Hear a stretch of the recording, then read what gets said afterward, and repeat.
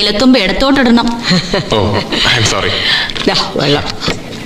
ഇടത്തോട്ട് ഇലയിട്ട് ഇടക്കണ്ണിൽ നോക്കിയാൽ ഇല്ലാത്ത പെണ്ണിനെ സ്വപ്നം കാണൂന്ന.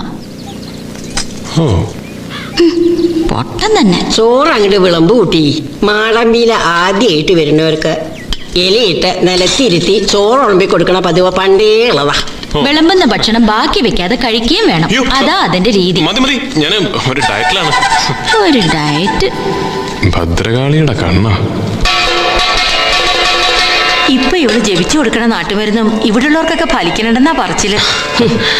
എല്ലാരും കൂടി ഓരോന്ന് പറഞ്ഞ് ഇവളെ അടുത്ത ദേവി വെക്കാൻ പോവാ. രസം, മോര്, പുളിശ്ശേരി. രസം.